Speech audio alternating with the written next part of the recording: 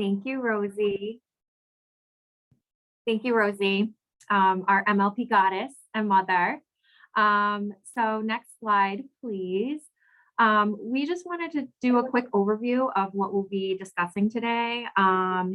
So this is really about sharing tips and tricks and lessons learned on advancing your career within public health departments. And some of the topics you'll hear about, we can't cover everything in an hour, but what we thought was most practical and useful for folks was kind of looking at job advancement perspectives and experiences from our stories. So you can learn from, our lived experiences and navigating through some of how we've been promoted or took on new positions, navigating salary negotiations and leveling up, and really harnessing key relationships and opportunities to support your growth, along with a tool that you can utilize to build a vision for your career path.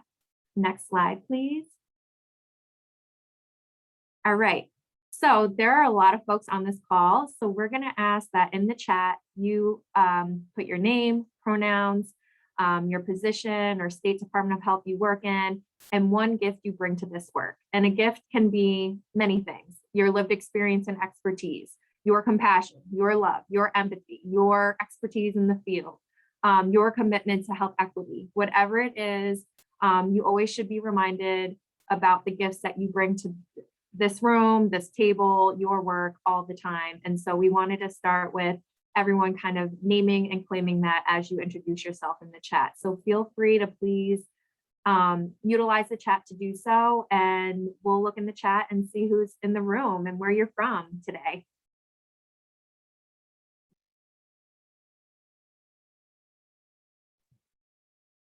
Hi, Centauria.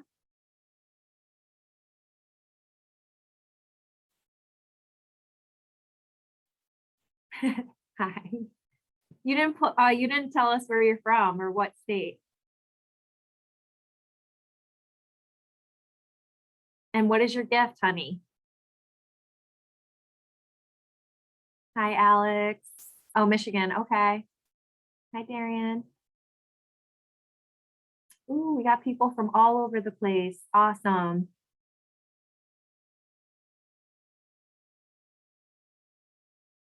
I see gifts like empathy, compassion, make others laugh. That is so great.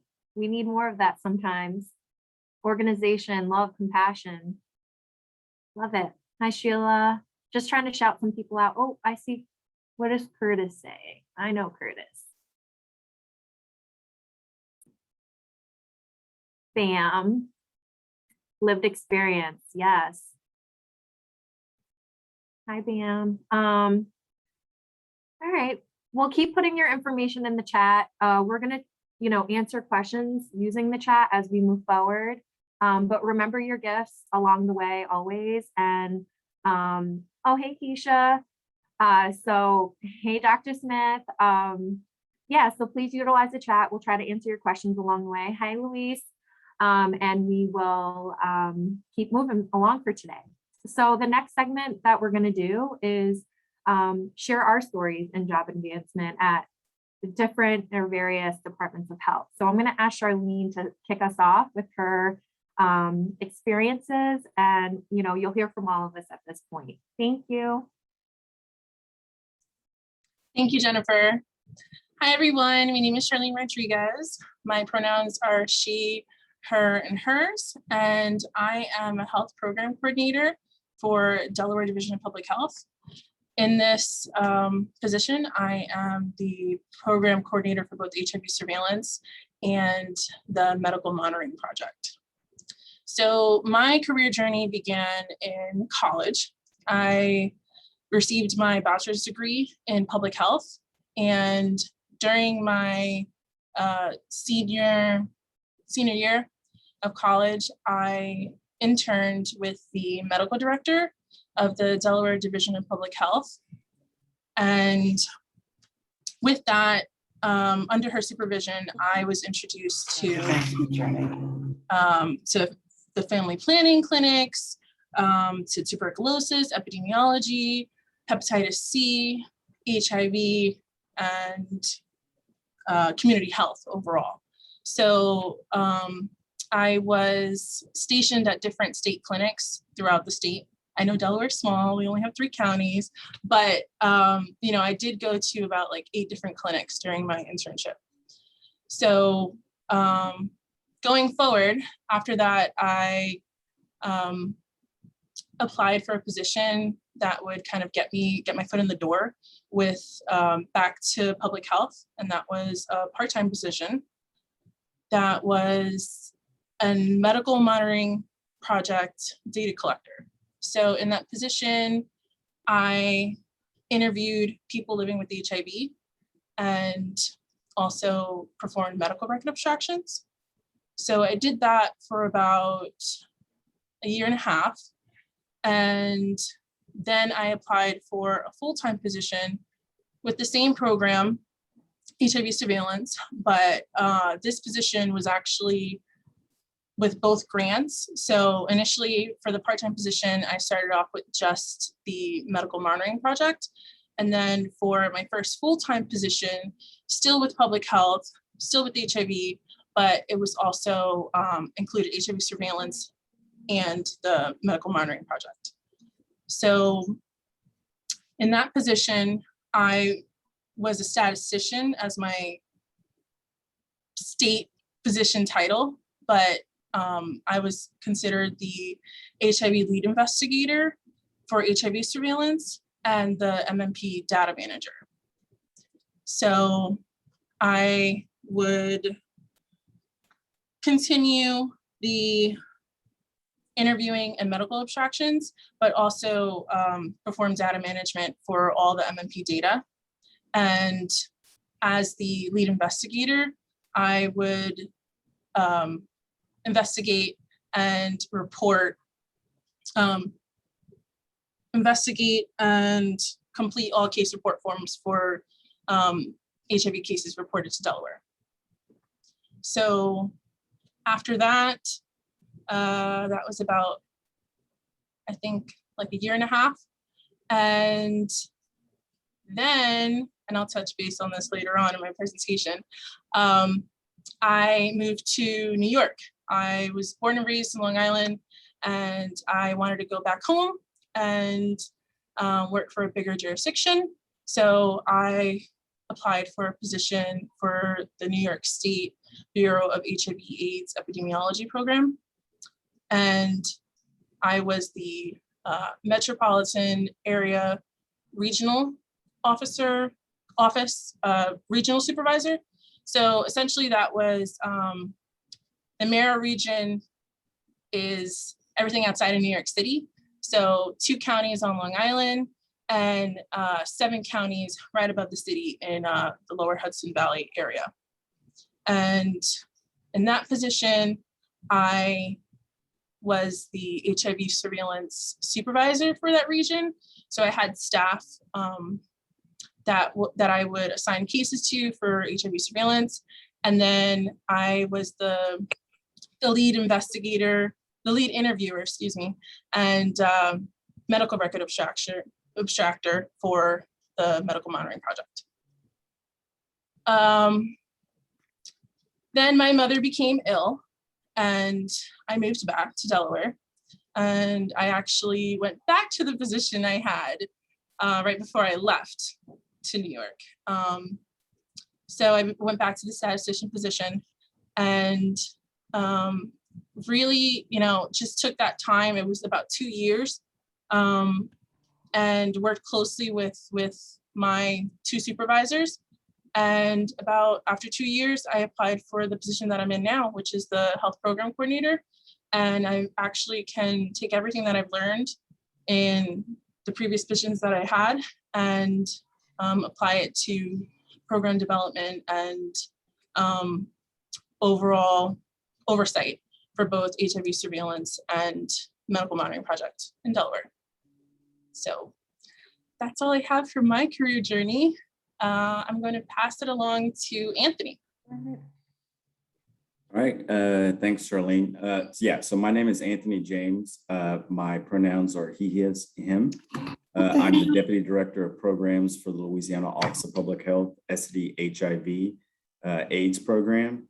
One of the things that I will probably start off by saying is that I'm 45, and I know that all of our journeys are different. But at some point, we've all arrived at this point to where we are committed and passionate about the work that we do, and want to also see that we have a seat at the table. I started off after I graduated from college, really not knowing much of what I wanted to do, other than I wanted to get a job that paid a decent salary, that allowed me to be able to support myself. In doing that, I kind of quickly found out, that with all the promises that colleges have to offer, sometimes, being able to get that salary or do what it is that you want to do isn't always permissible. But what I would probably say is a very defining moment for myself is when I took a job as a case manager working in an aid service organization in Lake Charles, Louisiana, a town that's been hit hard by multiple hurricanes, flooding, other disasters, and what have you. And one of the things that I, started to appreciate was in my role as a case manager, I was helping people to navigate the various things that they were facing in life. But the thing that really stuck out to me is the vast majority of those that I was helping to navigate were people of color.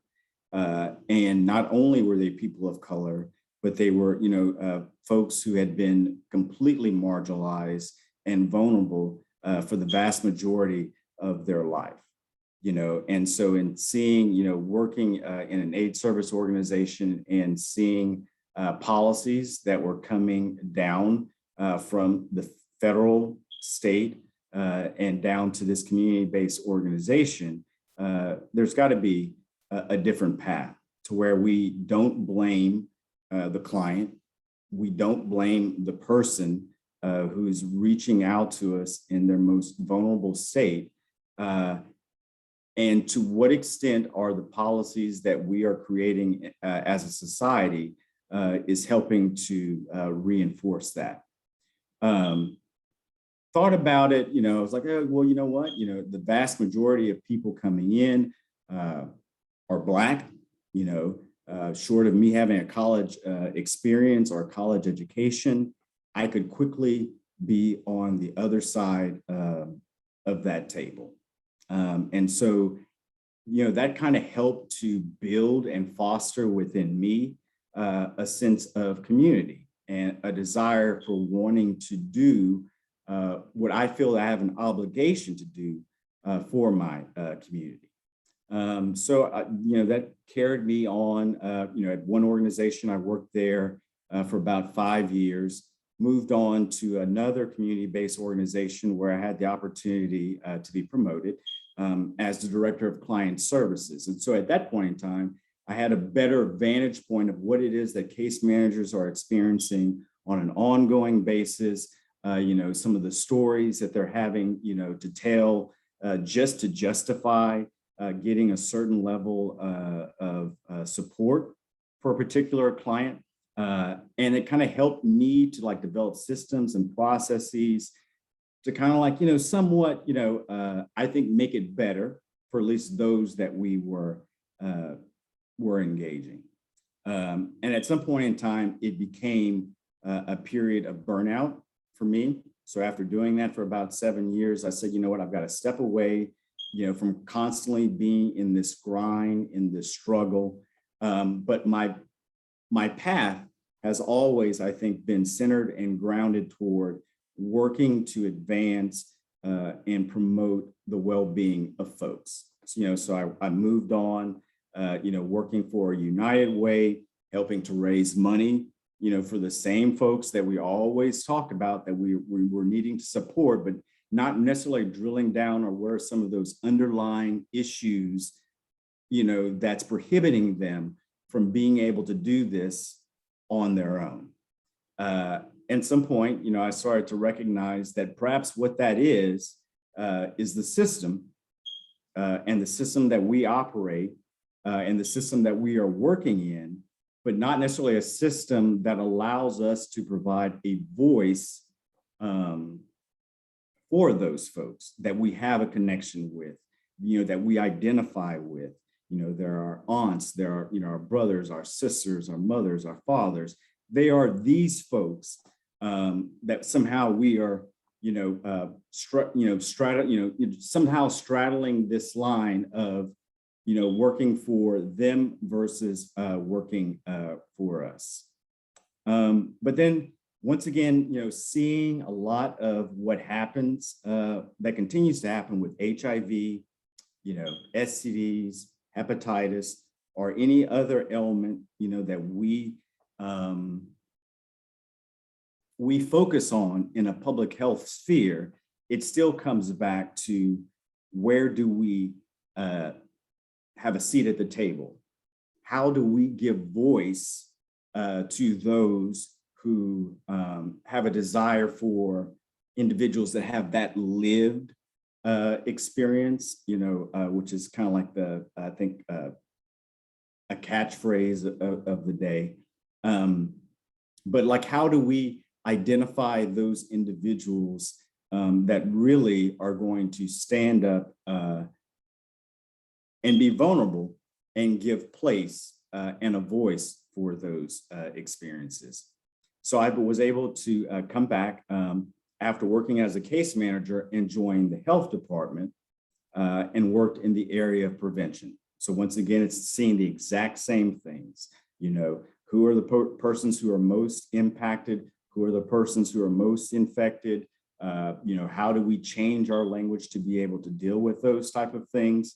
And it wasn't until the MLP experience that provided a space to really be able to authentically talk about, be vulnerable, share those thoughts, share those experiences, and know that you are not alone, that you are not isolated, but there are other folks who feel the exact same way that you do and want to be able to continue this journey, but want to be compensated, rightfully so, for taking that journey, given all of the trauma and the experience that we face along the way.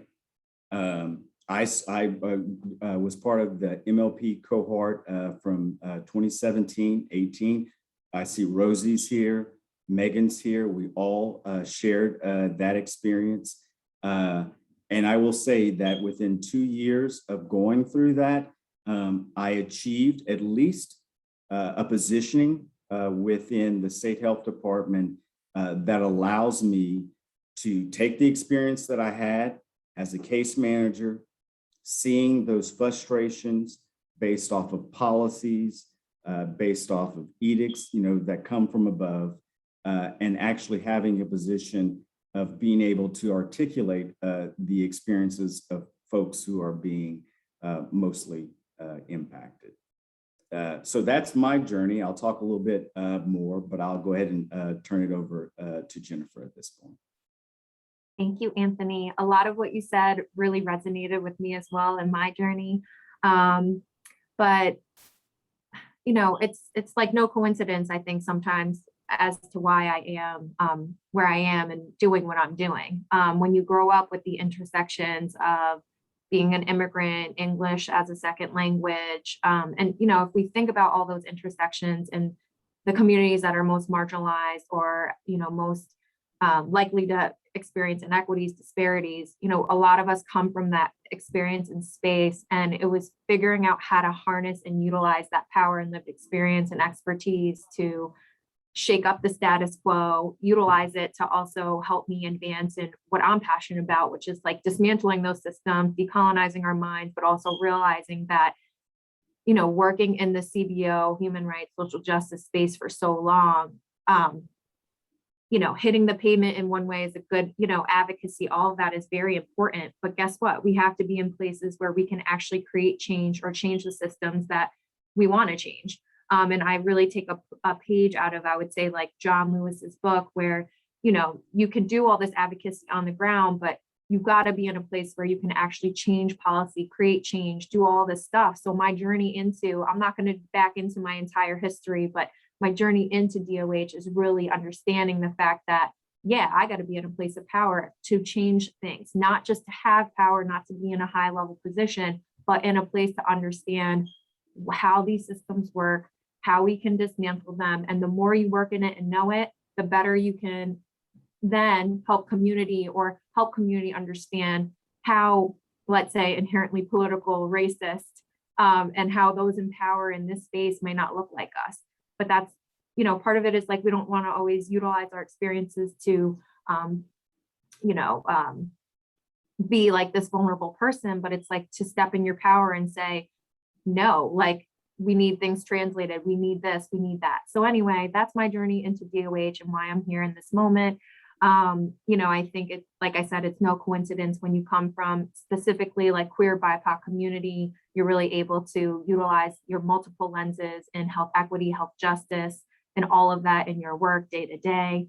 When I first came, my first position, I knew it was not going to be forever. I could feel that already in my spirit. And sometimes you have to know when something is not going to last that long, but in the same breath, be networking, doing volunteering opportunities or working in other spaces. So I was doing things like working on the HIV advisory board or the Ending the Epidemic population focus work groups and finding other things to match what my gifts were, while also figuring out the system and this new kind of coming from CBO community side into this like new system was kind of like a culture shock.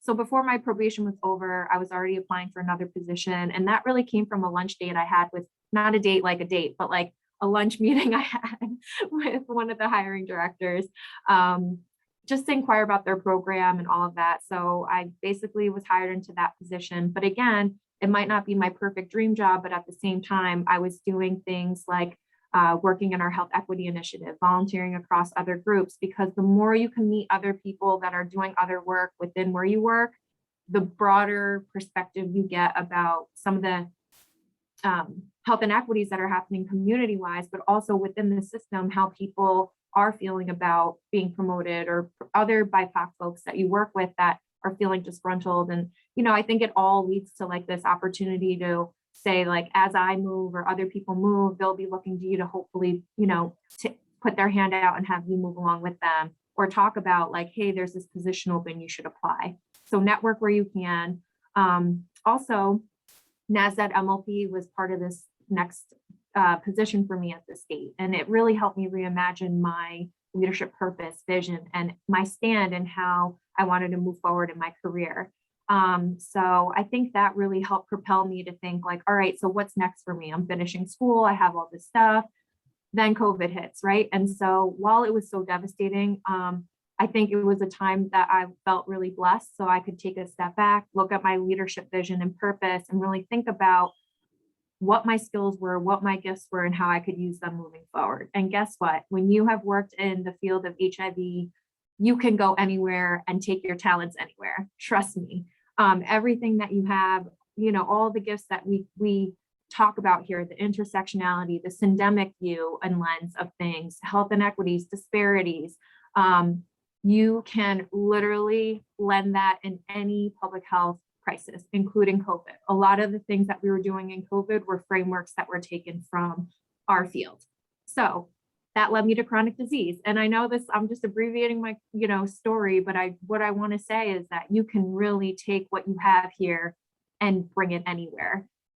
It might be new acronyms, you might have some of a learning curve, but everything that we're doing here literally is what health equity, what change we want to see in all of our systems should look like. And I think if anything, HIV has innovated so much to a point where you talk about gender, sexuality, health equity, people with disability. We've touched and talked to every community and have worked with them in ways that certain other parts of DOH may not have. And I'm telling you, you don't be afraid to, you're never leaving the field, you're bringing it with you. And I think that was the biggest hurdle I had to get through and part of my journey. So last thing I'll say is what's meant for you will always be for you. Trust, like every time I look back, every time you look back, you'll see all the stars align. Just apply where you can, share interview questions, your cover letter resumes with other people, and just keep reminding yourself of the gifts that you bring to this work and step in your power. And if you ever need to be reminded, you can talk to any of us, not only from the NADSAT MLP program, but other BIPOC folks who are sitting around in the room will truly affirm you and uplift you when needed. So I'm going to stop there, and I'll look at the chat in a second. But right now, Anthony is going to discuss an important piece about what we're here today to talk about, which is navigating salary negotiations.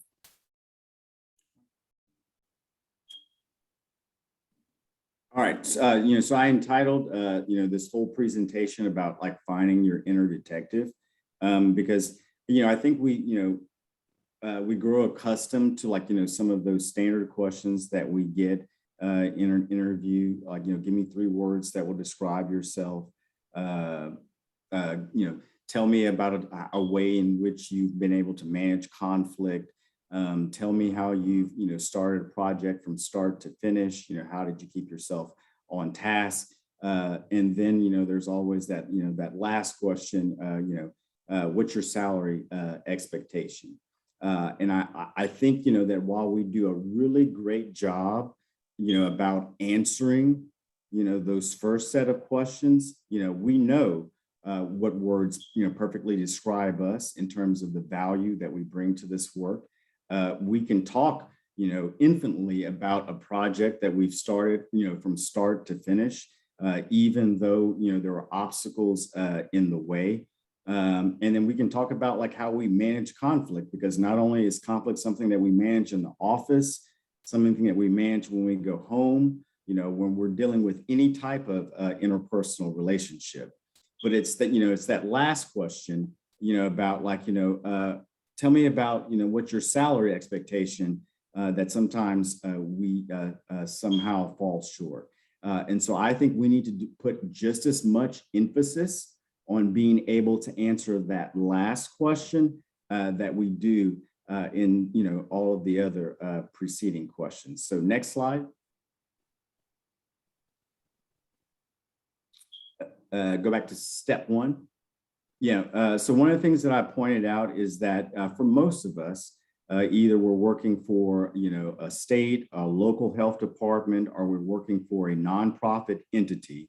I will tell you that working in those particular spheres or those particular sectors, there's a great amount of transparency that exists as it relates to the salaries that are available for a particular position, what those positions are, how those positions are being compensated, and what you can project over time to be your expected salary increases. And so one of the things that I always want to point out is that regardless of what state you live in, if you're working in the public sector, particularly for state government, there are a lot of available tools that are out there for you to be able to tap in to see what an individual is making in a particular position that you're looking to graduate to, but also the bandwidth of those positions. And while there's a lot of conversation about like, okay, we budget everything for the midpoint or what have you, but we never really pay at the midpoint, you still have an opportunity in tapping into those individual databases to see what individuals are paid greater than the midpoint or close or approximately to the midpoint. And so one of the things that I point out here is like, you need to make use of publicly available databases. Once again, everybody has an opportunity to see the books. They want to know how government is operating, how a nonprofit is, fulfilling its mission, it's working toward its individual goals, but at the same time, making sure that dollars are being reinvested into the programs and services that are mandated. And so an example here is that if you actually were just to click on this particular database, Louisiana State Employees Salaries, Open Books, you could actually type in my name and find what my salary is in my current position. I say that that's important because if you're also going to be applying for a position and you're looking to take, a manager's job, or or a director's job, understand what they are being compensated, how they are being compensated, what years of experience or, lack thereof they brought into that particular position to be able to better answer that question in terms of what is your salary expectations. But just going beyond just like, looking in, the public sector, you also have like, the nonprofit sector, and the whole point of receiving a 501c3 is to make sure that if you're not going to be charged taxes on the part of this particular organization, that you're at least wanting to make sure that the dollars that are not collected in taxes are going to those folks. And so you're able to see what, the CEO is making, are those top level administrators, within, that particular organization. And also included here is a link to like, GuideStar. Some of these things will be restrictive in terms of how much information you can see, but one of the things that I will always point out is that we have to be willing to invest in ourselves if we want others to invest in us. And so you can quickly, do a subscription to one of these particular, databases that will give you a greater a bandwidth or greater penetration in terms of information that's available to you. And you can do it for like maybe $14. And after that month's subscription, you can unsubscribe, which is something that we probably need to do a lot with subscriptions, that we've got going on. And then the other thing is that, the information is out there. We just have to be willing to look for it. And so this is where I think, having crucial conversations, are important, talking with our leadership, kind of helping them to understand, where we see where, when they ask that question, like, where do you see yourself in 5 years? Here's where I see myself in 5 years. How can the organization help me to move in that direction, but also, give me the level of compensation that's needed to move in that direction. Next slide. And then I think the other thing is that, sometimes we get so fixated on the actual dollar amount, that we don't also look at some of the other benefits, that come with, the work, so whether or not you are working for an organization that's giving you an opportunity to pursue professional development, an organization that welcomes opportunity for minority staff to be able to look for pathways and developments that allow them to do so, such as MLP, I think is critically important. But also looking at, talking about, if I know there's one of the things I saw in the chat, like, I don't have a degree, how can I move in that direction? Seeing where you can come in to where you can take advantage of some of the benefits that are offered with, working within a state civil service type of position, so looking at whether or not they have education benefits. I will tell you right now that I have utilized those benefits for 2 of the 3 master's degrees. So, while I might not have been receiving, that upfront compensation at the onset, taking advantage of some of those other ancillary benefits that position you to where when they say that, they need X number, of degrees, or they want a particular degree, seeing how you can tap into that organization to do so. Because I think it's all about looking at, the long game. How can you utilize this one particular opportunity to grow and expand future opportunities going down the pipeline? Next slide. But yeah, definitely don't want to give into that, what is your salary expectation trap. I think we need to be able to flip that question. What is the compensation for this position given its magnitude? Because you always want to keep in mind at the very end of any job description is always other activities or other assignments as deemed necessary. And so knowing at least to what extent they're willing to compensate for all of those other activities that are deemed necessary beyond what they're just able to give you within the job description, I think is critically important. But once again, going back in, knowing that you have actually examined the position, what's the midpoint for that position, because saying you want to come in at $100,000 when the bandwidth for that position only caps out at 80, shows that you haven't done your homework and you aren't necessarily nuanced with how compensation is delivered. But being willing, able to consider other factors. So like if I want to be able to come in at the midpoint, there may be rules within civil service that all I have to do is just Google civil service rules for that respective state or jurisdiction, and they will tell you that. So like if you actually have to ask the hiring manager, I want these additional considerations to be lifted up to HR as it relates to my salary and compensation, whether it's being I have X number of years over the requirement or X number of years of education over the requirement. I want those things to be considered. You can't leave it to the hiring manager alone to advocate for that. And then, also looking at, what is the frequency of getting merit, market-based, or cost of living increases? Because it's one thing, to graduate, to a particular salary that you're looking for.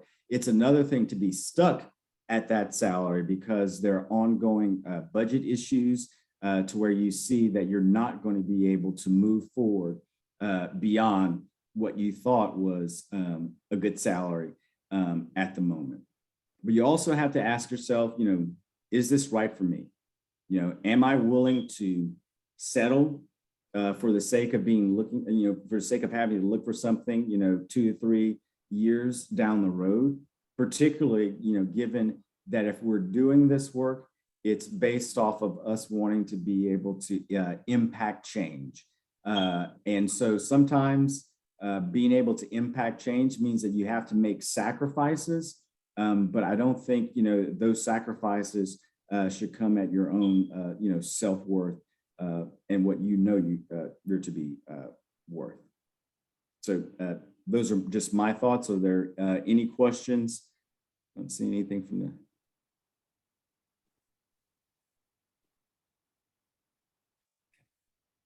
All right, so I'll go ahead and turn it over to Charlene.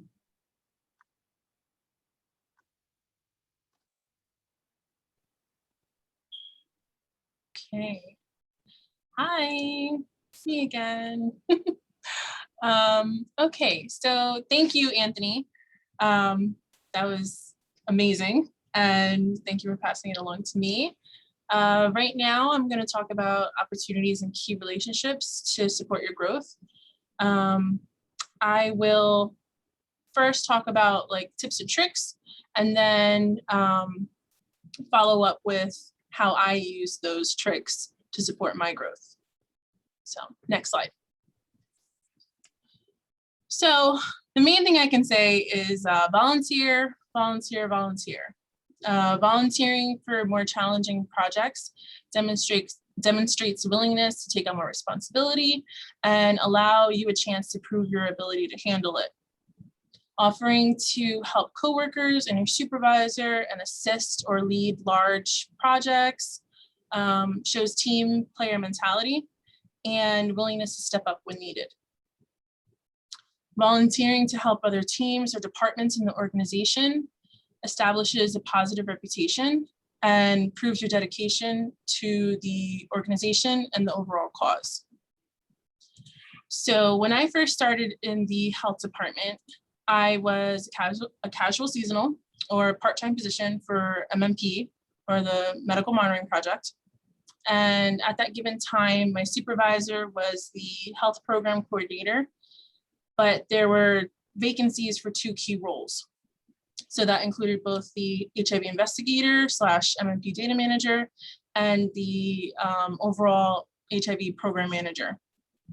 So needless to say, my supervisor had a lot on his plate, and he was wearing multiple hats for both HIV surveillance and MMP. To add to that, there were delays on, there was like a hiring freeze, even though the grants, the positions were fully grant funded. So there really wasn't a light at the end of the tunnel for filling in these gaps. With that being said, even though I was part-time, I would complete my daily assignments, and after that I would like check in with my supervisor and ask, if he needed any assistance. I would see lots of work piled up in his desk, and I just wanted to see if I can help him in any way. So at first, with me being new, he was hesitant. He didn't understand my full capability. And he also didn't want to burden me with additional workload. But, I kept on asking, and eventually he decided, gave me a chance to help him. So with this, that's where I was introduced to HIV surveillance, and where I really got a chance to prove myself, my work ethic, eagerness to learn, and versatility. Fast forward, volunteering to help my supervisor at that time began my journey for really solidifying my knowledge of HIV surveillance, and presented me with an opportunity to learn more about data management, data analysis, and program coordination. And I was able to see how the 2 grants were interconnected, and how much they depended on one another, and even how they were related to, let's say, the STD program, Ryan White, HIV prevention. So I got to see the links between them. So overall, learning how other parts of the company work together helps you become more well-rounded and understand the larger picture. Next slide. Okay, so continued learning. I'm going to focus on more of on-the-job training, and I'll get there in a moment. So for on-the-job training, you can think of updates to program requirements, definitions, and like case definitions, and understanding specific roles within the organization. Mastering a particular subject in your fields can help you become noticed and help you get your name out there. Take online courses and attend various workshops and seminars, and think about, can these be funded through your employer? Or are they offered for free through your organization?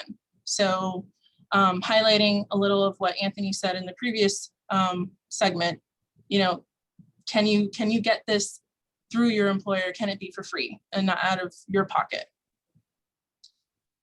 And continuing your academic education helps you become more knowledgeable and marketable in your field, or even allow you an opportunity to make a leap into another program, another section, or even another company. So at this current time, the highest level of education that I have is my bachelor's in public health. And I believe education is important, and I one day aspire to get my master's degree, but I'm going to share with you what I have done to support my career in the meantime. I can tell you that since I've started at the health department, I've really focused on the job training, and I really made sure to learn the ins and outs of local and CDC program protocols and procedures. I would pull out the manual, print them out, highlight them, really try to learn everything when it came to HIV surveillance and MMP, which are the 2 grants that I am part of. So for instance, in 2018, our HIV surveillance program became integrated with HIV prevention. And we were introduced to a couple of new programs. So they added geocoding and perinatal surveillance and molecular HIV to the core HIV surveillance program. So I took that opportunity to read all the CDC guidance, and yes, it was long, but to me, like, it helped me apply that locally and to help develop procedures and to guide our program here to completing and succeeding all program measures. Oh, okay, I'm on a time crunch. So really, I just take pride in my solid foundation of the knowledge, and I've become the go-to person, which really gives me confidence for my leadership and leading my team to achieving records and meeting benchmarks early. So for this slide, I just want you to think about what trainings and certifications can help you advance in your career, and are any of these options available to you for free? Next slide. Okay, so a mentor, and we're going to talk about key relationships to help you level up. A mentor is someone with years of experience in your field. Having a mentor can help you learn new skills or become acclimated in a new position. A sponsor is someone who will advocate for you and to others, and usually someone in like a senior leadership position. The sponsors differ from mentors because they show a true interest in helping you advance and invest your time in your success. When attending local, national, or program-wide events, reach out to people, sign up to attend various workshops, kind of break outside of your bubble. Don't be afraid to share ideas and exciting projects you've worked on, or talk about upcoming challenging work.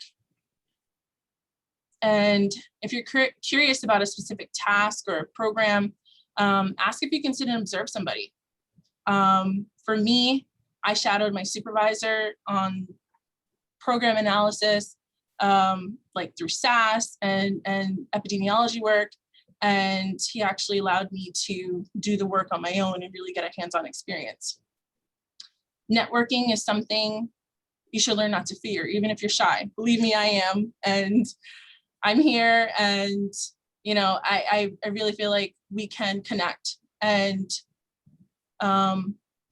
you know, I actually received a call from a person that I first met at a conference, my first conference, and it ended up opening an opportunity for me to get a job in New York City. So things to consider with this are, do you already have a mentor or a sponsor? If not, just listening here to me, can you think of anyone that you can start building a professional relationship with? Could they double as your sponsor? Think of someone who's been where you are and has progressed in their career, and ask them for advice and guidance.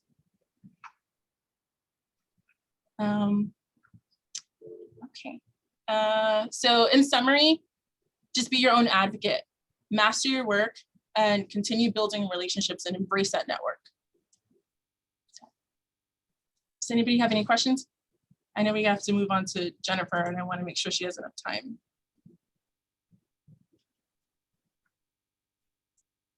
All right, thank you so much, Charlene. So now we are going to talk about building a vision for your career path. And in this segment of our session, I really just, we decided that we wanted to provide a practical tool that you can use moving forward. And this is shamelessly stolen from or adapted from the NASDAQ MLP program, because purpose and vision are really key to grounding ourselves in our leadership, as well as inspiring and aligning ourselves toward a common goal. And there's a set of questions and within this tool, and it's really good if you can get a small team of people together. I mean, we're going to share our emails, and we're happy to set up meetings or talk with any of you, whoever might need some support or want to share this later on. I don't think we'll have enough time for folks to fill this out now, which is totally fine. You'll have the tool. So basically you'd fill this out, maybe get a group of 2, 3 other people, because part of what you want in your leadership journey and your reminding yourself of your gifts and the talents and skills and expertise you bring to whatever room you're in or whatever virtual space you're in is to make sure that you get feedback. And it's really important as a tool to understand your impact as a leader. So even if we don't get to share today, really consider using this tool and sharing it with your colleagues, a mentor, or even trusted friends or family. Oh, sorry, next slide, please. So here are the questions. The first, oh, and thank you, Rosie, for dropping that in the chat. So the first, here are the set of questions, and this is what your vision stand could look like, or what you're building a vision for your career path could look like. So what do you want to do? Or why do you do what you do? And what is your purpose? What gifts do you bring to this work? What will job advancement look like for you in the next 3 to 5 years? What difference do you want to make? And what are 1 to 2 practical next steps you can take to advance your career journey today? So that last bullet is really about thinking really big, but starting really small. You can't just, we could just apply for every job tomorrow and hope that something lands, but in the same breath, you really want to take a step back and think about, well, can I network with this person? Should I reach out to my mentor right now? Some of the things Charlene was just sharing, or even Anthony, is like, do I need to do some more work around, what is my purpose? What kind of job do I want to have? And, what does the pay look like here or over here? And what opportunities might be out there in this moment. So I guess with the time remaining, we have 4 minutes. So what I'll do is share my vision stand, and then depending on time, Charlene or Anthony could also share theirs, so you get an idea of what it could sound like, what it could look like from us. So, why do I do what I do, and what is my purpose? So I do what I do because I care about social justice and human rights. Oh, Donovan, you could go to the next slide, please. Thanks. And I'm just using visuals to kind of tell my vision stand. So I do what I do because I care about social justice and human rights. Next slide, please. Sorry, we're going to skip that. Oh, back. Yeah. Mainly because healthcare should be a human right for all people. And my purpose is really to change the world through my lens of health justice for all. Some of the gifts that I bring to this work are very similar to a lot of the gifts that you all mentioned in the chat earlier. So like a strong focus and lens on health equity, racial and social justice, and human rights. But personally, things like empathy, compassion, active listening, and really being accountable to the communities that I serve and are also a part of, but most importantly, ensuring that their voices, expertise, and experiences are meaningfully involved in any of the work that I do. It drives everything that I do. Job advancement for me in the next 3 to 5 years, it might be moving up somewhere. I haven't really thought that deeply about what the next 3 to 5 years looks like, because we are just in the midst of so much crisis at once. But I think really it's not about my job advancement anymore. I think I'm at a place where my commitment is really to racial justice and diversifying DOH where I work, and ensuring the promotion or hiring of more BIPOC colleagues where I currently sit. So I'm going to flip that question around it not just being about my journey, but about what I can do in my current place to move other people along, or bring them into positions and into leadership positions where they can also create change, and where our visibility and our affirmations and our values and gifts are at that level. I want to make a real difference in, of course, the racial and ethnic disparities we continue to see across all health indicators, not only in New York State, but across the nation and the world. And practical next steps in my journey. Continue to stay in touch with my MLP brothers and sisters. They're my family, my network, and they're amazing to help support me in my journey, and continue to help me level up, whether it's physically jumping into a new position or just being the best that I can be in my current position now. And also seeing what else is out there. We're in changing times right now with, like I said, I can't just get the pandemic out of my head, but to say that there's going to be a lot of new opportunities and new spaces for you to lend your expertise and gifts. So please don't be afraid or shy to look and see what else is out there. All right, so I think we have 1 minute left, so no one else is going to be able to share their vision stand today. But next slide, please. We just wanted to really cheers to all of you next month, sorry, to say thank you for joining us today. We hope you can walk away with some practical things to utilize, think about, but most importantly, remind you of the gifts that you bring to all the work that you are doing right now. And, let's continue to level up together, and, we will share our contact information in the chat from Rosie to Charlene, Anthony, and myself. Please feel free to stay in touch, and thank you for being with us. Cheers to all of you. Thank you so much to our phenomenal presenters, Jennifer, Charlene, and Anthony. I will end by just sharing that we are who we've been waiting for. We already possess the skills, the talents, the visions that are required to end all of the epidemics. We have 3 more presentations coming in the series. I dropped the flyer in the chat box, but please feel free to email me with any questions you have, as well as to get a copy of the slides and the recording. With that, I wish you all a powerful, safe, and a fabulous afternoon or rest of the morning wherever you are. Thank you everyone for joining.